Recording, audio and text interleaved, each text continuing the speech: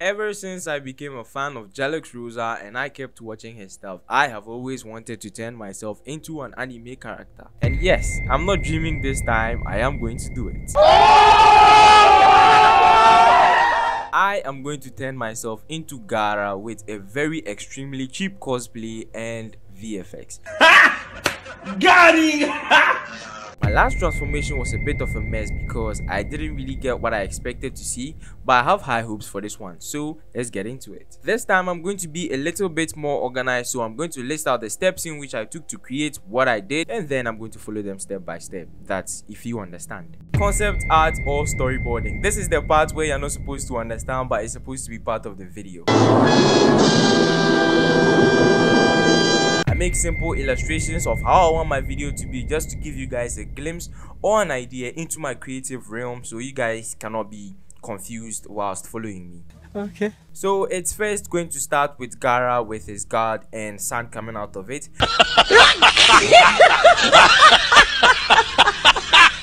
And then it goes into a close-up or it goes into a wide shot, and then Gaara raises his hand. Stop it. Get some help. Seriously, what the f? I know it looks like a video, but I'm sorry, it isn't a I'm not good at illustration. And then a sandstorm just appears. I don't know whether Gaara is able to create a sandstorm. I only watched Naruto to the Chunin exam, so I'm just improvising. This is where my creative dressmaker skills are going to be implemented, and my Dwayne Johnson skills are also going to be implemented. That's if you understand. I'm going to create a costume out of useless stuff, and I'm going to make my super action pose and then pose for the camera and start shooting with what I have. And I know Absinthe is going to help me. I'm just going to do whatever I have with whatever I have. Motherfucker. Obviously, I'm going to use white tape for the socks, a belt for the so many other things. I think you guys should just watch the video so you'd understand what I mean. And then I'm going to tape some things behind my back because it's not really going to be seen in front of the camera. So out of that, let's jump right into the shooting. After 17 billion takes again, I finally arrive on one shot and I think I'm done.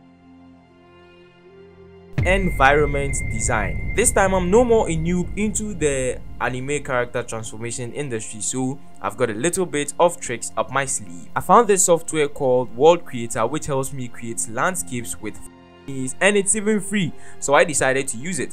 Now the tricks I have up my sleeve are: I created the camera animation in After Effects, created nulls and solids to place at places where I wanted my respective subjects to be, and then exported it into Cinema 4D. Then I just scaled my landscape, did some more adjustments, textured it, and then rendered, and it rendered for 4 days. So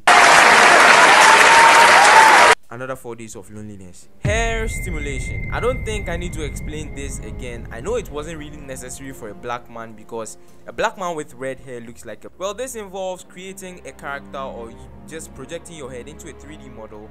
That's complicated, but I decided to just get a 3D model's head and then just scaled it to fit my head in a way, and then added hair, added the wind dynamics and however I wanted the hair to be, and then rendered. It also rendered for 3 days, so another 3 days of loneliness. So sweet. I'm done with the heavy part, so it's now time for the part I like most: character enhancement with Absinthe. Now this involves keying out your green screen, taking your subject as an alpha matte, sending it into Photoshop, that's one reference frame, painting whatever you want to enhance on the character, and then putting it into Absinthe, and Absinthe is going to do whatever that you want for you. But this time Absinthe disappointed me, so I had to do some more tweaks in After Effects.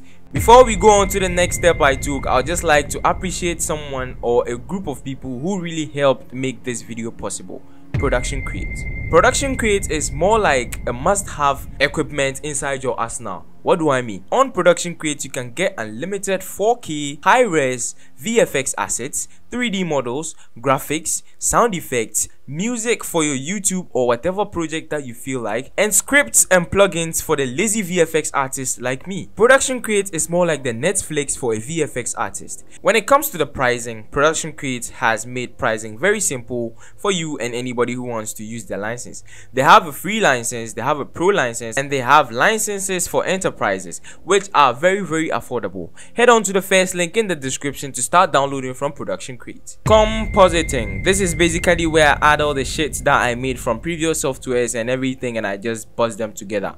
Now this is where I add a whole bunch of dust assets to make it look more like a desert, do some more tweaks and everything, and make my something look like a sandstorm, and then I'm done. I just have to add a final color grade and then I'm done with the video.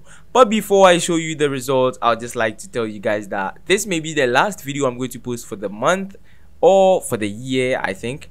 And my goal for the year was to hit 1,000 subscribers, so I just hope this video is going to make me fulfill my goal. I pray to God. So without any further ado, let's watch the final video.